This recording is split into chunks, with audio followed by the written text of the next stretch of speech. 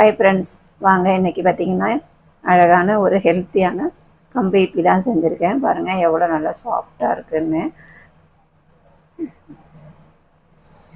விற்கும் போதே எப்படி போது பாருங்கள், நல்லா அருமையான சத்தான கம்பு இட்லி தான் செஞ்சுருக்கேன். நீங்களும் இதேமாரி ஹெல்த்தியான ஒரு கம்பு இட்லி செய்யுங்க. பார்த்திங்கன்னா கூடவே நான் வெங்காய சட்னி வச்சுருக்கேன். வெங்காயத்தில் இப்படி தொட்டு சாப்பிடும்போது இப்படி தாங்க இருக்கும். வாங்க இதை எப்படி செய்கிறது நம்ம வீடியோக்குள்ளே போகலாம். அதுக்கு முன்னாடி சேனலை சப்ஸ்கிரைப் பண்ணணுன்னா சப்ஸ்கிரைப் பண்ணுங்கள். பக்கத்தில் உள்ள பெல் பட்டனையும் அழுத்துங்க. அப்போ தான் நான் போடுற வீடியோ உங்களுக்கு உடனே வந்து சேரும். வாங்க இதை எப்படி செய்கிறதுன்னு பார்க்கலாம். இன்னொன்றுங்க, குழந்தைங்களுக்கெல்லாம் இந்த மாதிரி ஒரே மாதிரி நம்ம அரிசி இட்லி செஞ்சு கொடுக்காம இந்த மாதிரி செஞ்சு கொடுக்கலாம். நம்மளுமே சாப்பிட்லாம். பெரியவங்கலேருந்து சிறியவங்க வரைக்கும் இந்த கம்பு இட்லி சாப்பிட்லாங்க. ஹெல்த்தியான ஒரு இட்லி. வாங்க எப்படி செய்கிறதுன்னு பார்க்கலாம்.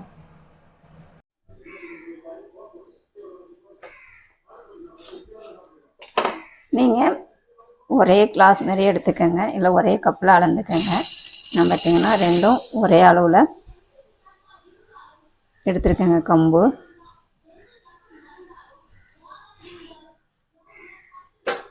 இது பார்த்திங்கன்னா இட்லி அரிசி, இது கம்பு.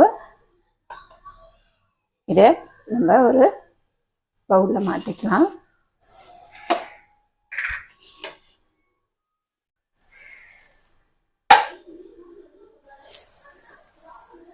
கம்பையும் இட்லி அரிசியும் கொட்டிக்கலாம்.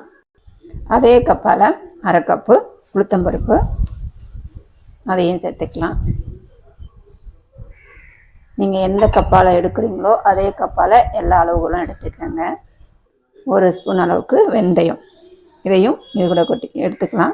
இதை பார்த்திங்கன்னா ஒரு 4 வாட்டி நல்லா கழுவிட்டு அதுக்கப்புறம் நம்ம நல்ல தண்ணி ஊற்றி ஊற வச்சுக்கலாம்.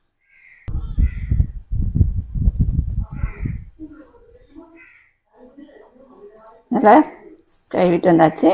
இப்போ ஊற வைக்கிறதுக்கு தண்ணி ஊற்றிக்கலாம். தண்ணி ஊற்றி ஊற வச்சாச்சுங்க. இப்போ இதை ஒரு 5 மணி நேரம் இல்லைன்னா 6 மணி நேரம் நல்லா ஊற வச்சுக்கலாம்.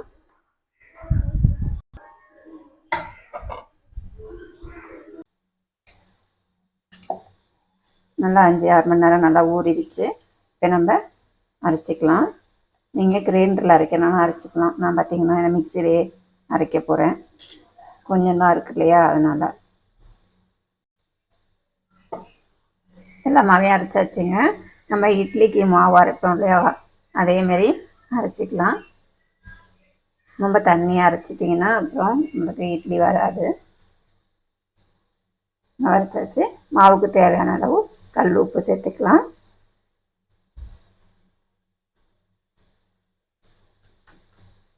கை வச்சே கிளறுங்க. நம்ம கையோட சூட்டில் நம்மளுக்கு மாவு நல்லா புளிக்கும். அவ்வளோதான். இதை புளிக்க வச்சுட்டு காலை பார்க்கலாம்.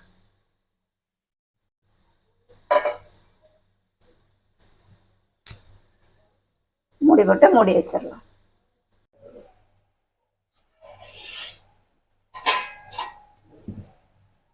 நம்ம புளிக்க வச்ச கம்பு மாவு எப்படி இருக்குன்னு பாருங்க.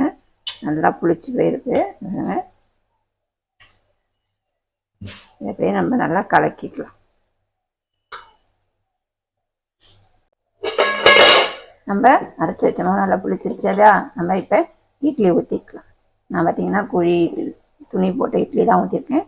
உங்கள்கிட்ட எண்ணெய் தடவிட்டு ஊற்றுற குழியாக இருந்தாலும் நீங்கள் ஊற்றிக்கலாம். நல்லதாங்க ஊற்றியாச்சு. அதேமாதிரி இட்லி பானையில் தண்ணி நல்லா கொதிச்சதுக்கு பிறகு வைங்க. அப்போ தான் நம்மளுக்கு இட்லி நல்லா சாஃப்டாக இருக்கும். வச்சாச்சு. இப்போ மூடி போட்டு வேக வச்சுக்கலாம். நம்ம இட்லி வேகிறதுக்குள்ளே அதுக்கு ஒரு ஈஸியான ஒரு சட்னி அரைச்சிக்கலாம். பார்த்திங்கன்னா நான் 4 பெரிய வெங்காயத்தை நல்லா கட் பண்ணி வச்சுருக்கேன். இதை நம்ம ஜாரில் சேர்த்துக்கலாம். நீங்கள் சின்ன வெங்காயம் இருந்துச்சுன்னா நல்லா அதையும் நல்லா உரிச்சிட்டு சேர்த்துங்க, இன்னும் டேஸ்ட்டாக இருக்கும்.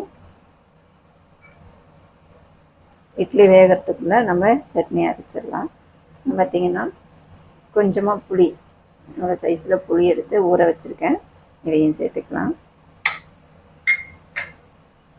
காரத்துக்கு பார்த்திங்கன்னா வெறும் மிளகாத்தூள் தான், நீங்கள் காரத்துக்கு தகுந்த மாதிரி சேர்த்துக்கோங்க. நான் ஒரு ஸ்பூன் அளவுக்கு சேர்த்துருக்கேன். உப்பு சேர்த்துக்கலாம், தேவையான அளவு உப்பு சேர்த்துக்கலாம். இதுக்கு பார்த்திங்கன்னா நான் நல்லெண்ணெய் எடுத்திருக்கேன்.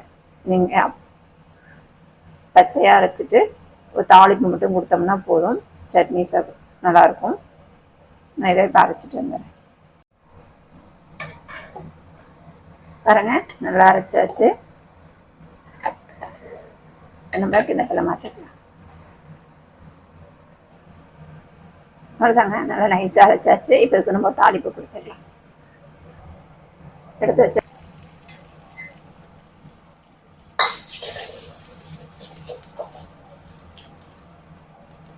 பாருங்க, இட்லி நல்லா வெந்துருச்சு. நம்ம தண்ணி தெளிச்சுட்டு எடுத்துக்கலாம். இது தொட்டு பார்த்துனீங்கன்னா நல்லா வந்துடும். இட்லியே எடுத்துக்கலாம். கம்பி இட்லி ரெடி ஆகிடுச்சு. பாருங்கள், சாஃப்டாக பஞ்சு மாதிரி இருக்குது. நீங்களும் இதேமாரி செஞ்சு பாருங்கள். ஹெல்த்தியாகவும் இருக்கும், நல்லா மணமாக இருக்குங்க. கம்போட இட்லி நல்லா வாசனையாக இருக்கும். பாருங்கள் எப்படி இருக்குன்னு.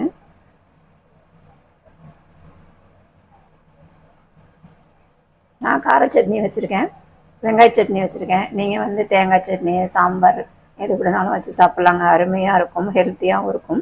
கம்பு நல்லா உடம்புக்கும் நல்லது, டேஸ்டியாகவும் இருக்கும். நீங்களும் இதேமாரி உங்கள் வீட்டில் செஞ்சு பாருங்கள். வீடியோ பிடிச்சிருந்தா லைக் பண்ணுங்கள், ஷேர் பண்ணுங்கள், கமெண்ட் பண்ணுங்கள். மறக்காமல் சப்ஸ்கிரைப் பண்ணுங்கள். நன்றி, வணக்கம். இன்னொரு வீடியோவில் சந்திப்போம். பாய் பாய்.